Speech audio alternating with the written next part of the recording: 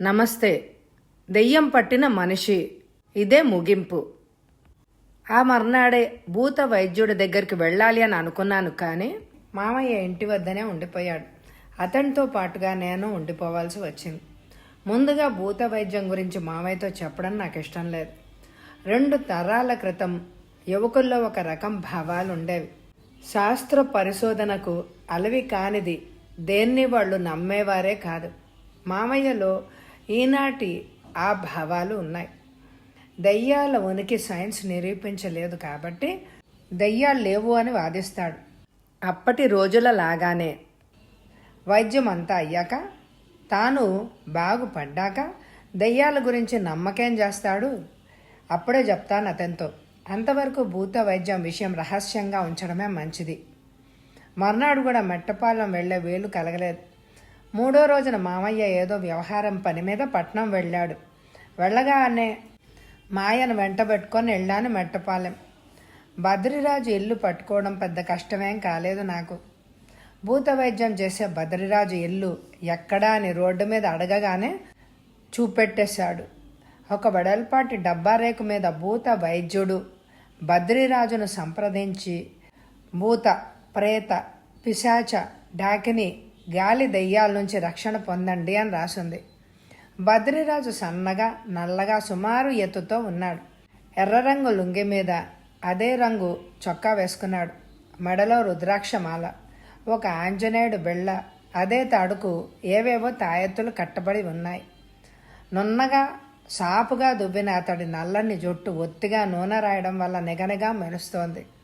అది అతడి భుజాల వరకు ఒరుసుకుంటూనే వేలాడుతోంది.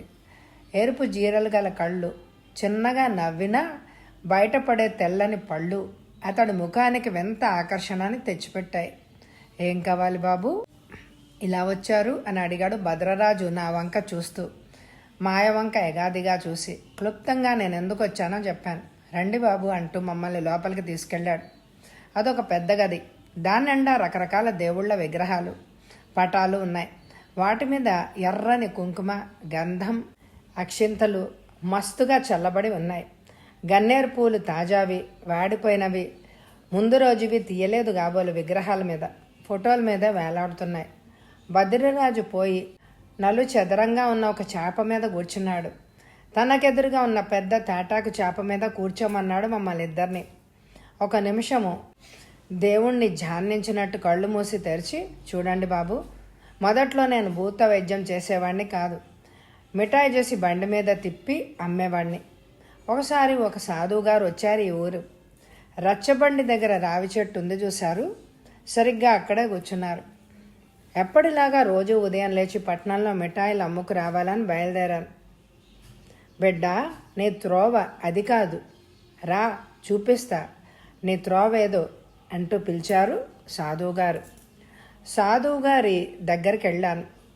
వారి వద్ద ఉపదేశం పొందాను. వారి భక్తుడినయ్యాను అని తన కథ అడగకుండానే చెప్పాడు బద్రిరాజు. మా అంకుల్కి శత్రువులు ఎవరూ లేరు. అతని మీద ఎవరు ప్రయోగం చేశారంటారు అని అడిగింది మాయ. చూడమ్మా, మీ నాన్నగారిని చూస్తే గానీ అది ప్రయోగమో లేక మామూలుగా ఏ దయ్యం పట్టడమో నేను చెప్పలేను. అయినప్పటికీ మీ ప్రశ్నకు జవాబు చెప్పగలను. చాలామంది ఏమనుకుంటారంటే, ఎవరో ఎవరి మీదో కక్షగట్టి సాధించదలుచుకుంటే తప్ప చెడుపు, చిల్లంగి వంటి ప్రయోగాలు జరగమో అని అనుకుంటారు. అయితే అది సరికాదు. చేతబడి నేర్చుకున్న వ్యక్తి ఎప్పుడూ ఒకరి మీద ప్రయోగిస్తూ ఉండాలి. అలాంటప్పుడు చేతబడి చేయడానికి ఏ అవరోధమూ అక్కర్లేదు చెప్పాడు బద్రిరాజు. అయితే మామయ్య గారిని చూడగానే ప్రయోగమో గాలి వాలడమో వెంటనే మీరు చెప్పేయగలరా అని అడిగాను నేను. తప్పకుండా. భూత వైద్యానికి సంబంధించిన కేసు తీసుకుంటే మా పేరు పోతుంది. అంతేకాదు, మా గురువుగారికి కూడా కోపం వస్తుంది. అయినా మాకు తీరికేదండి. ఇప్పటికిప్పుడు ఒక బాలగ్రహ, ఒక కామనీ పీడ, ఒక చెడుపు కేసు చేతిలో ఉన్నాయి. ఈ సందర్భంలో మీకు విషయం చెప్పాలి అని అనుకుంటున్నాను, మీరేం అనుకోపోతే అన్నాను. అతడు మొహంలోకి నిశీతంగా చూసి, చెప్పండి, సందేహించకండి హామీ ఇచ్చాడు బద్రిరాజు. మా మామయ్యకు దెయ్యాలు భూతాలంట నమ్మకం లేదు. ఎవరు చెప్పినా వినే రకం కూడా కాదు. మహామొండి. ఆయనకు తెలియకుండా రహస్యంగా జరగాలి భూత వైద్యం. అంతేకాదు, అందువల్ల వైద్యం పూర్తి అయ్యే వరకు మీ డబ్బు ఇవ్వడానికి వీలు పడదు.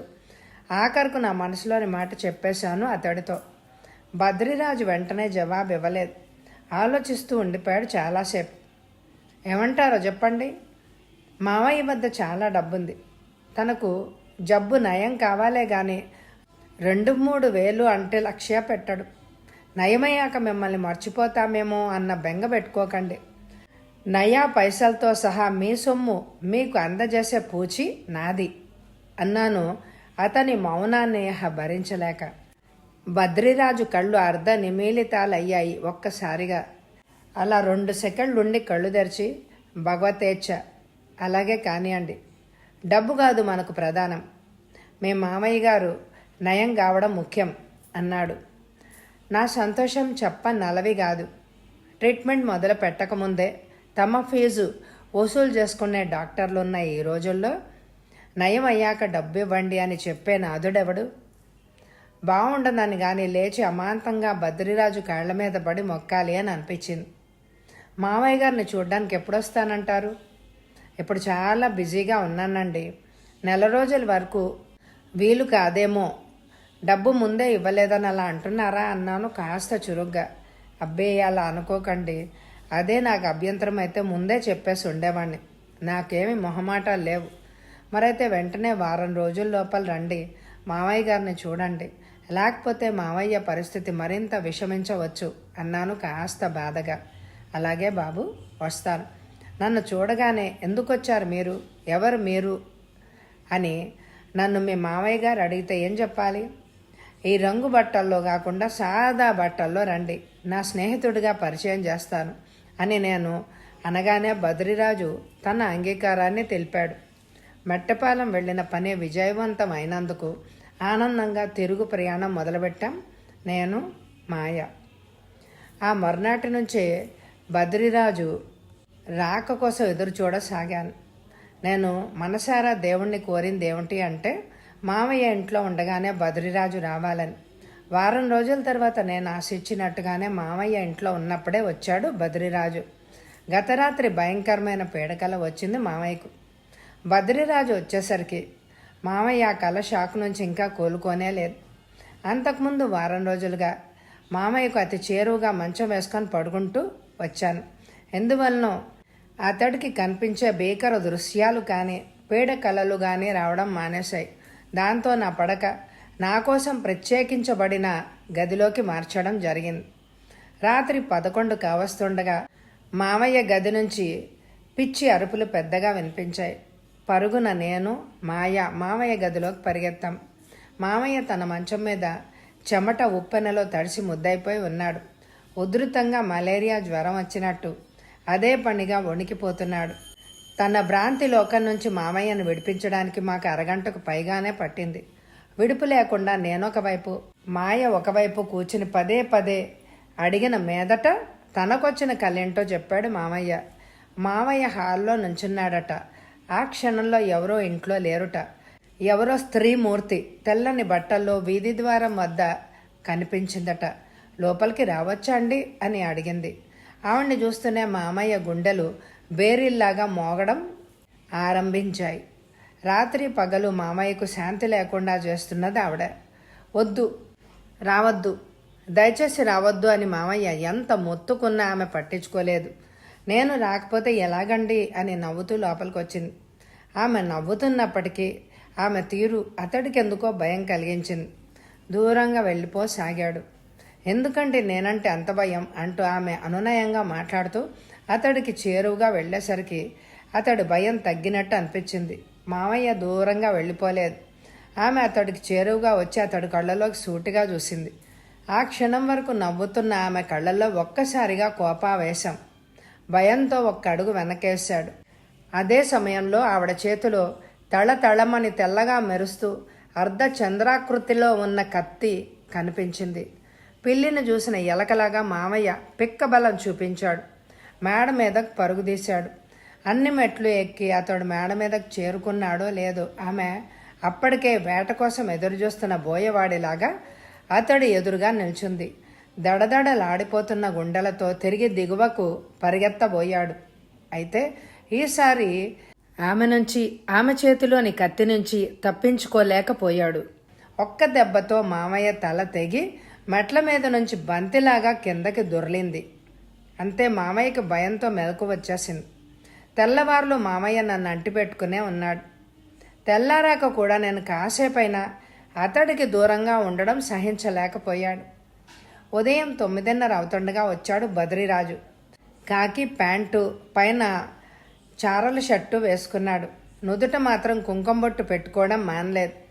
ఎవరివో బట్టలు ఎరువు తెచ్చుకొని వేసుకున్నట్టుగా ఉంది కానీ సహజంగా అమరలేదు. ఈ విచిత్రమైన వ్యక్తి తన స్నేహితుడని చెప్తే మామయ్య ఏమంటాడో అన్న భయం మనసులో ఓ మూల బాధిస్తున్నా లక్ష్య పెట్టక రండి రండి అంటూ ఎన్నాళ్ళైంది మనం కలుసుకుని, ఎన్నాళ్ళక రావడం అంటూ బద్రిరాజును ఆహ్వానించాడు. తమాషాగా నవ్వి బోలెడు పనులండి, వీలు కాలేదు అంటూ జవాబిచ్చాడు బద్రిరాజు. మామయ్య హాల్లోనే కూర్చున్నాడు. మాయ ఇంకా మేడ దిగి రాలేదు. ఆశ్చర్యం నిండిన కళ్ళతో మామయ్య నిశితంగా చూడ్డం నేను గమనించాను. అయినా పట్టించుకోలేదు నేను. మామయ్య, వీరు బద్రిరాజు గారని గొప్ప నటులు, ఏదో పౌరాణిక నాటకంలో వేషం వేయడం కోసం గిరిజాలు పెట్టుకున్నారు అన్నాను బద్రిరాజును చూపించి. కానీ మామయ్య మొహంలో నా మాటల మీద నమ్మకం ప్రస్ఫుటం కాలేదు. గజపతి గారని వీరు మా మామయ్య, వ్యాపారం చేస్తున్నారా అని మామయ్యను పరిచయం చేశాను బద్రిరాజుకు. ఇద్దరూ పరస్పరం నమస్కరించుకున్నారు, మొహాల మీద ఇబ్బందిగా చిరునవ్వులు అంటించుకొని. ఆ తర్వాత మామయ్యను దీక్షగా పరిశీలించడంలో పడిపోయాడు బద్రిరాజు. తన వైపు కోరచూపులు చూస్తున్న బద్రిరాజును చూస్తూ అయిష్టంగా మొహం పెట్టాడు మామయ్య. పరిచయం చేసిన పుణ్యానికైనా వారు ఒక్క క్షణం కూడా మాట్లాడుకోలేదు. 5 నిమిషాలు బరువుగా గడిచాక వస్తానండి, నమస్కారం, మళ్ళీ కలుద్దాం అంటూ వెళ్ళిపోవడానికి లేచాడు బద్రిరాజు. ఆయన్ని పంపేసి వస్తాను మామయ్య అని మామయ్యతో చెప్పి బద్రిరాజును అనుసరించాను. మామయ్యని గురించి ఆయన ఏమంటాడో అనే ఆసక్తిగానే ఉన్నాను నేను. చాలా దూరం వెళ్ళిపోయాక కానీ బద్రిరాజు నోరు విప్పలేదు. చాలా కష్టమైన కేసు ఇది, నా వల్ల కాదేమో అని అనిపిస్తోంది అన్నాడు బద్రిరాజు గట్టిగా నెట్టూర్చి. నేనేం మాట్లాడలేదు. క్షణం పోయాక బద్రిరాజే మాట్లాడాడు. మీ మామయ్య గారిని పీడిస్తున్నది సామాన్యమైనది కాదు, శాకిని. దాన్ని వదిలించడం నా శక్తికి మించిందేమో అనే అనుకుంటున్నాను నేను. నిరాశతో నిండిపోయింది నా మనసు ఒక్కసారిగా. బద్రిరాజు తనకు చేత కాదు అంటే మామయ్యకు నయం అయ్యేదెట్లా? మీకు వీలు కాకపోతే మామయ్యకు నయం చేయగలిగే భూత వైద్యుడెవరో మీరే చెప్పండి, ఆయన వద్దకు వెళ్తాను అన్నాను 2 క్షణాలు ఆలోచించి. చూడండి సీతాపతి, శాకిని పట్టితే వదిలించే మనగాడు ఈ ఆంధ్రదేశంలోనే లేడు. కేరళ రాష్ట్రంలో 2, 3 ఉన్నారు. అందులో ఒక ఆయన దగ్గర శిష్యరికం చేశాను కాబట్టి ఆ సంగతి నాకు కొంత తెలుసు అన్నాడు బద్రిరాజు శూన్యంలోకి చూస్తూ విచారంగా మొహం పెట్టి. మరి మీ గురువుగారు శాకినిని లొంగదీసుకునే విద్య మీకు చెప్పలేదా? చెప్పకపోవడమే చెప్పారు. ఈనాటి వరకు ఆ విద్య ఉపయోగించడానికే రాలేదు. అదంతా తిరిగి గుర్తు తెచ్చుకొని ప్రయత్నిస్తే ప్రయోజనం ఉంటుందా అని ఆలోచిస్తున్నాను. అమ్మయ్య, నా నిరాశ ఎగిరిపోయింది ఒక్క దెబ్బతో. బద్రిరాజుకు శాకినిని వదిలించే విద్య వచ్చు. ఎటొచ్చి ఈనాటి వరకు దాన్ని వినియోగించకపోవడం వల్ల ప్రయోజనం ఉంటుందా లేదా అని సంశయిస్తున్నాడు బద్రిరాజు. మరి ఆలోచించకండి రాజుగారు, ఎలాగైనా వైద్యం ప్రారంభించండి అన్నాను హుషారుగా. నాకు ఆరంభించాలనే ఉంది బాబు, కానీ ఆగిపోయాడు సంశయాత్మకంగా బద్రిరాజు. సంశయం దేనికి చెప్పండి అన్నాను అతన్ని తొందర చేస్తూ. చాలా అరుదైన వస్తువులు సంపాదించాలి. ఒరిస్సా నుంచి నాకు తెలిసిన కొండవాడి దగ్గర నుంచి తెప్పించాలి. ఇదిగాక మా గురువుగారు చెప్పిన మంత్రం ఫలించాలంటే రోజు 1001 చొప్పున 1 రోజుల పాటు పఠనం చెయ్యాలి. ఆగాడు బద్రిరాజు. తెప్పించండి, సందేహం దేనికి? కష్టమని చెప్పి ఆలోచించకండి, మీ కష్టం ఉంచుకోను అన్నాను. బాబు, నాకు ఇవ్వాల్సిన దాని గురించి మాట్లాడడం లేదు నేను. నాకు ఇవ్వాల్సింది మీరు ఎప్పుడు ఇచ్చినా నాకు పర్వాలేదు. ఇవ్వకపోయినా ఆ రాజరాజేశ్వరి దయవల్ల నేను బ్రతకగలను. నాకున్న బాధల్లా ఆ కొండవాడికి డబ్బిచ్చి ఒరిస్సా నుంచి సామాన్లు ఎలా తేవడమా అని అంటే అడిగాను. బద్రిరాజు చెప్తున్నది అర్థం అయ్యి కానట్టుగా ఉంది. నాకిప్పుడు కనీసం 1000 రూపాయలైనా కావాలి. చివరికి చెప్పేశాడు. అంత డబ్బు నా దగ్గర ఎక్కడిది? తర్వాత ఇస్తానంటే ఆ కొండవాడు మీ స్నేహితుడు కాదా? ఒప్పుకోడంటారా? మీరు చాలా అమాయకుల్లా ఉన్నారు బాబు. నేను ఎప్పుడూ సరుకు వాడి దగ్గర నుంచి తీసుకుంటున్న మాట వాస్తవమే. అయితే వాడు ఒరిస్సావాడు, కొండవాడు. మనం తెలుగు వాళ్ళం. ఎటువంటి పరిస్థితుల్లోనూ వాడు నమ్మడు. ఎటువంటి క్లిష్ట పరిస్థితి ఏర్పడిందో నాకు అర్థమైంది. నా వద్ద డబ్బు లేదు. మామయ్యని అడిగితే ఇవ్వడు. కానీ మామయ్యకు వైద్యం జరగాలి. డబ్బు లేకపోతే వైద్యానికి కావలసిన వస్తువులు రావు. ఏం చేయాలి? నాకేం పాలుపోలేదు. ఒక వారం రోజులు గడివివే, ఎలాగో అలా సర్దుతాను అని చెప్పాను. అలాగే కానీ బాబు. అయితే అంతకన్నా ఆలస్యం చేయడం జరగదు. ఇప్పటికే ఆలస్యమైపోయింది. ఆ తర్వాత మలయాళీ మాంత్రికలు కూడా మీ మామయ్యను బాగు చేయలేరు. మీ శ్రేయోభిలాషిగా ఇంతకన్నా నేను ఇంకేం చెప్పలేను. వస్తా అంటూ చకచక తన ఊరు వైపు సాగిపోయాడు బద్రిరాజు. వెళ్తున్న అతని వైపు అలాగే నిమిషం చూసి వెనక్కు మరలాను. ప్రత్యక్షమైన దేవుడు వరాలు ఇవ్వకుండానే వెళ్ళిపోతున్నట్టు అనిపించింది బద్రిరాజు వెళ్ళిపోతుంటే. ఆ రోజు సాయంత్రమే బీచ్కి షికారుకి వెళ్ళినప్పుడు అడిగాను మాయను. 1000 రూపాయలు కావాలంటున్నాడు బద్రిరాజు. ఏం చేద్దాం అని విరగబడి నవ్వుతూ, ఇవాళ రాత్రి స్టేట్ బ్యాంక్ దోపిడీ చేద్దాం పదా అంది మాయ. ఆమె అలా అనడం మాటకేం కానీ దాంతో నాకు ఒక చక్కటి ఐడియా వచ్చింది. నేనే మామయ్య ఇనబ్బీరువాలో నుంచి 1000 దొంగిలిస్తే, ఒకవేళ పట్టుబడినా మామయ్య కోసమే చేస్తున్నా కాబట్టి నన్ను అపార్థం చేసుకునే అవకాశం ఏమీ లేదు. నాకొచ్చిన ఆలోచన మాయకు చెప్పాను. నీకు తెలియడం లేదేమో, చిక్కుల్లో పడిపోతావు అంది మాయ సీరియస్గా నా కళ్ళలోకి చూసి. నేనేదో సహాయం చేస్తానని మామయ్య పిలిపించాడు. మామయ్య నా గురించి ఏమనుకున్నా పర్వాలేదు. మామయ్యకి స్వస్థత చేకూరితే చాలు. నిశ్చయం ధ్వనించిన కంఠంతోనే అన్నాను. ఆ విషయం నాకు తెలుసు అనుకో, కానీ నీ శ్రేయోభిలాషిగా నేను స్నేహితురాలుగా చెప్పాల్సిన బాధ్యత నాకుంది, అందుకే చెప్పాను అంది మాయ నా చేతిలో చెయ్యేసి ఆప్యాయంగా నొక్కుతూ. ఆవేళ రాత్రే మామయ్య తలగడ కిందున్న తాళాలను దొంగిలించి ఇనప్పెట్లోంచి 1000 రూపాయలు తీసేశాను. మర్నాడు సాయంకాలం మామయ్య అలా పట్నంలోకి వెళ్ళగానే 1000 రూపాయలు బద్రిరాజు చేతిలో పెట్టి మామయ్యకు వైద్యం ప్రారంభించమన్నాను. ఇంకా మీ మామయ్య గారు గురించి చింతపడకండి.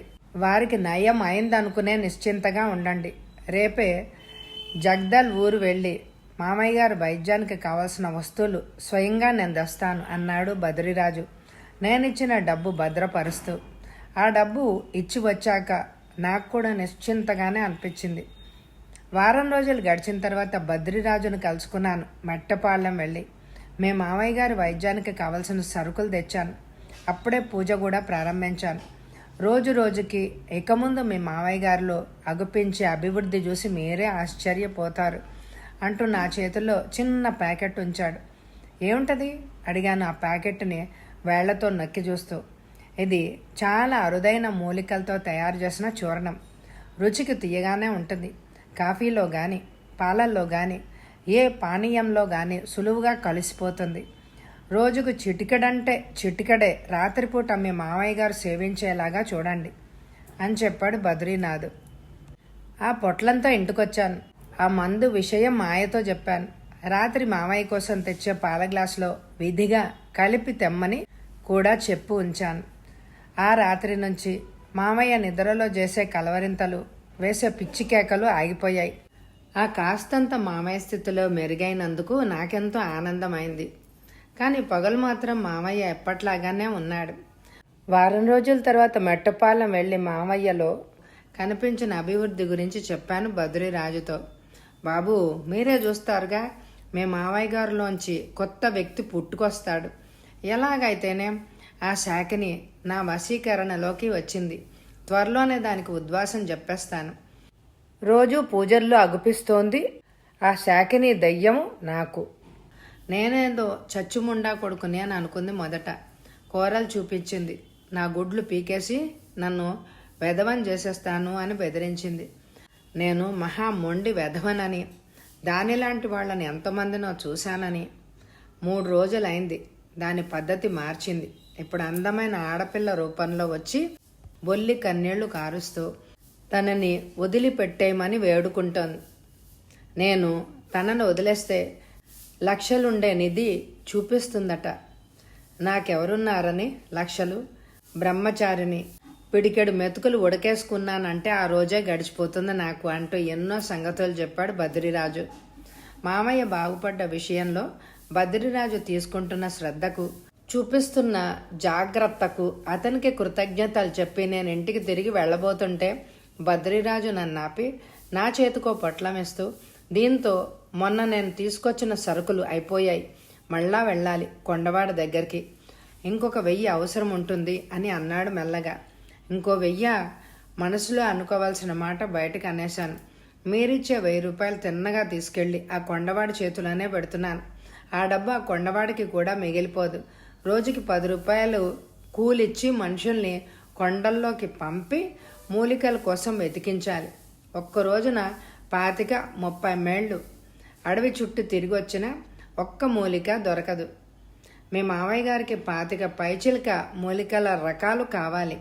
ఇప్పుడు చెప్పండి, మీ 1000 రూపాయల విలువ ఎంతుందో అని జవాబిచ్చాడు బద్రిరాజు మృదువుగా. నేను సిగ్గుతో తలవంచుకొని మర్నాడు తెస్తానని చెప్పి వెనక్కి వచ్చేశాను. 3 నెలలు గడిచాయి. మొత్తం 5000 తీసుకెళ్లి బద్రిరాజు చేతిలో పోశాను. కానీ మామయ్య పరిస్థితిలో చెప్పుకోదగ్గ మార్పు కనిపించకపోగా అధ్వాన్నం కాసాగింది.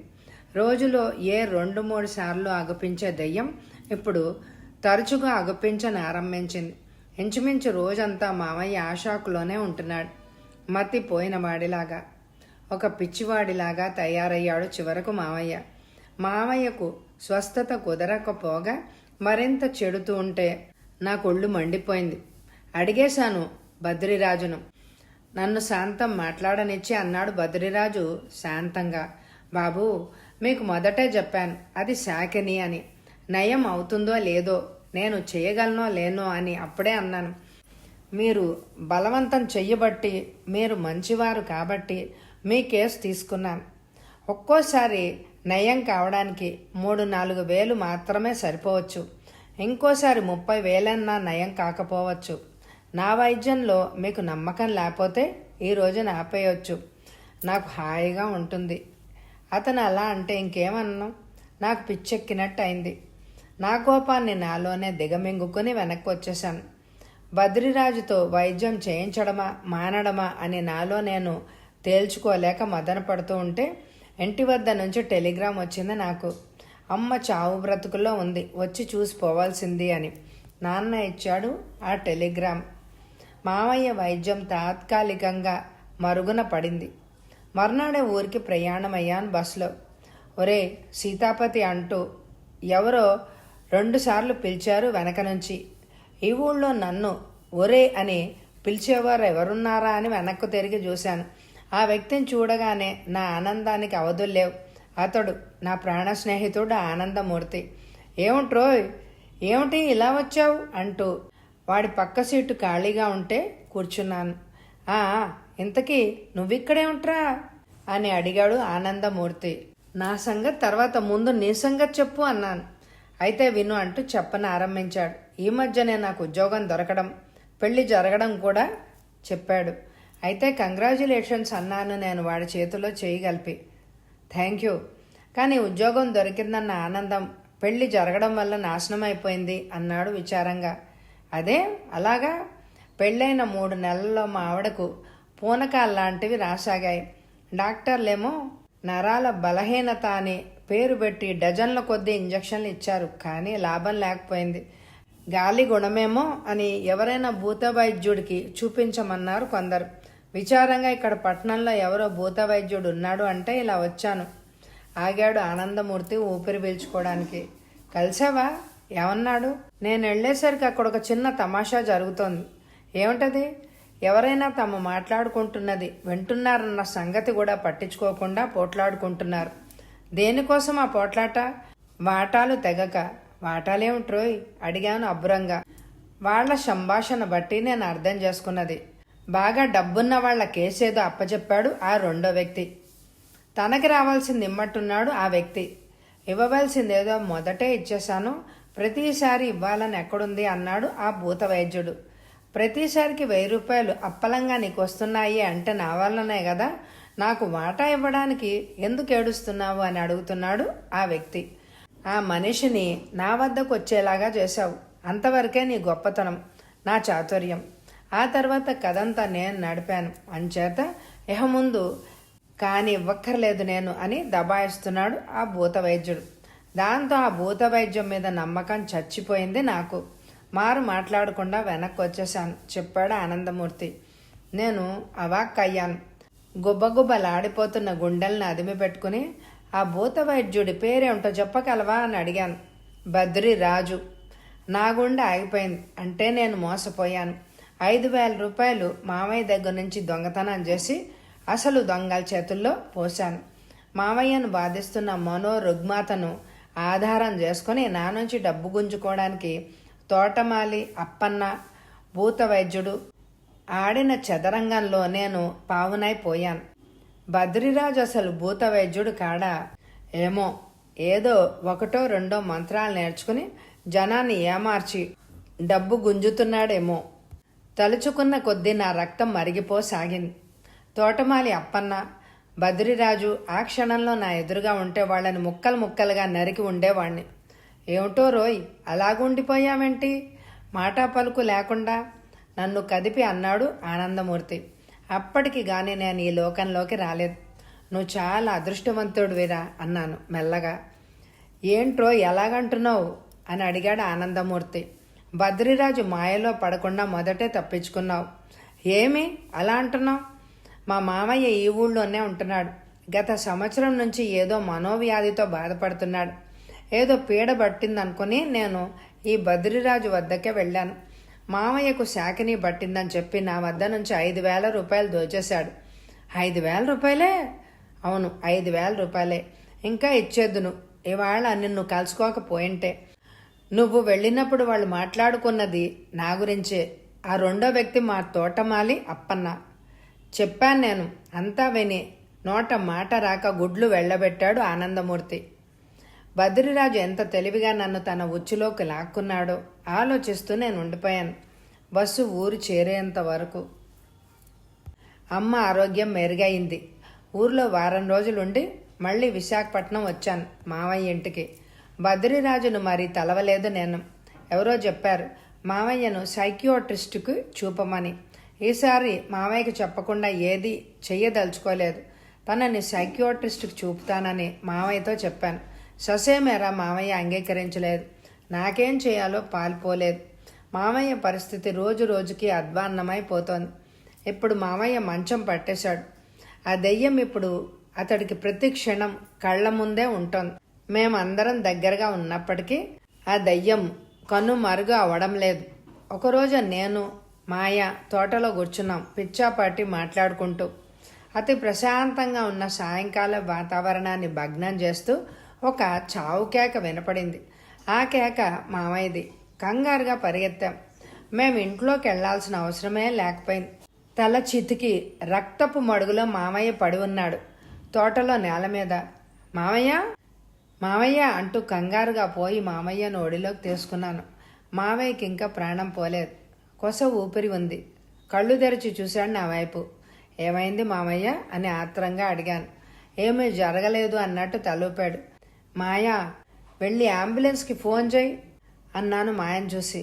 మాయ లేవబోతుంటే వద్దు వద్దు అన్నాడు మామయ్య మెల్లగా. మాయ ఆగిపోయింది. నాకివి ఆఖరి క్షణాలు. సీతాపతి, కాగితం తీసుకురా, స్టేట్మెంట్ రాసిద్దువు గాని, పోలీసులకు ఇవ్వాల్సి వస్తుంది నేను చనిపోయాక అని అనగానే మాయ పరిగెత్తుకెళ్ళి ఇంట్లోంచి కాగితం కలం తెచ్చింది. మామయ్య చెప్తుంటే రాయసాగాను. మనిషి కోరికలు అనంతం. కోరికలకు ఉండే గుణమేమిటి అంటే అవి తీర్చుకుంటూ పోతే ఇంకా పుట్టుకొస్తూ ఉంటాయి. మనిషిగా నాకు కోరికలు ఉండేవి. అందులో తీరనివే ఎక్కువ. మనిషికి కోరికలు ఉండడంలో తప్పులేదు, అవి తీర్చుకోవడంలో కూడా తప్పులేదు. కానీ వాటి కోసం మనం అవలంబించే పద్ధతులే న్యాయసమ్మతంగా ఉండాలి. నా కోరికలు తీరాలంటే పుష్కలంగా డబ్బు కావాలి అని అనుకున్నాను. అది సంపాదించడానికి నేను చెయ్యని వ్యాపారం లేదు, అవలంబించని వృత్తి లేదు. అయినా నేను ఆశించినంత డబ్బు సంపాదించలేకపోయాను. అదే సమయంలో నాకు రాజలక్ష్మితో పరిచయమైంది. ఆమెతో స్నేహం వృద్ధి కావడానికి కారణం ఆమె కాదు, మాయ. మాయను ఎలాగైనా పొందడమే నా జీవిత లక్ష్యము అని అనుకున్నాను. అయితే ఎలా? దీర్ఘంగా ఆలోచించిన మీదట నాలో చక్కని పథకం తట్టింది. అదే నా నాశనానికి దారితీసింది. నా పథకం ప్రకారం ముందుగా ఆమె తల్లిని చేసుకుని ఆస్తికి హక్కుదారుణ్ణి అవుతాను. ఆ తర్వాత ఆమెను చంపేసి మాయను లోబరుచుకుంటాను. రాజ్యలక్ష్మిని చంపడం వరకు నా పథకం సవ్యంగానే వెళ్ళింది. ఆ తర్వాత అంతా తిరకాస అయిపోయింది. రాజలక్ష్మి దయ్యమై నన్ను అనుక్షణం వెంటాడసాగింది. రాజలక్ష్మికి మాయ అంటే ఎంతో ప్రేమ. ఆమెకు హాని కలగడం ఏమాత్రం సహించదు. అందుకే చనిపోయి కూడా కూతుర్ని రక్షిస్తూ వచ్చింది. నేను చేసిన ఘోర పాపానికి శిక్షగా నా అంతట నేనే మేడమించి దూకి ఆత్మహత్య చేసుకున్నాను. ఎందుకెవ్వరూ బాధ్యులు కారు. నేను రాసిన కాగితం కోసం మామయ్య చేయి చాపాడు. అందించాను. కళ్ళం కూడా అందుకుని వణికే చెయ్యితో సంతకం చేసేశాడు. స్టేట్మెంట్ మీద సంతకం చేసిన 5 నిమిషాలకు మామయ్య కన్నుమూశాడు. మనసుని పుట్టతో పోల్చి మనో వాల్మీకం అని పిలిచారు మన పెద్దలు. మామయ్య మనసులో ఎంత భయంకరమైన ఆలోచనలు అనే పాములున్నాయని నేనెప్పుడు అనుకోలేదు. అలాగే మామయ్య శవాన్ని చూస్తూ ఉండిపోయాను. ఆ తర్వాత జరగాల్సిన పనులన్నీ పోలీసు వాళ్ళు చూశారు.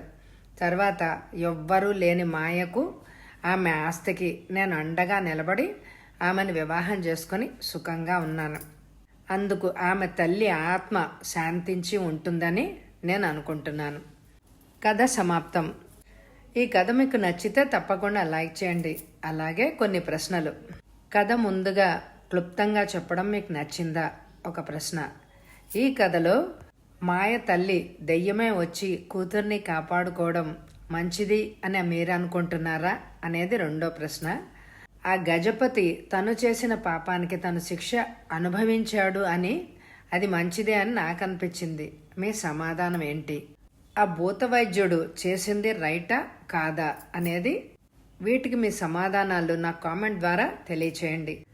ఎండ్ స్క్రీన్లో అపరాధ పరిశోధన కథలు పెడుతున్నాను, తప్పకుండా వినండి. Thank you so much my dear friends.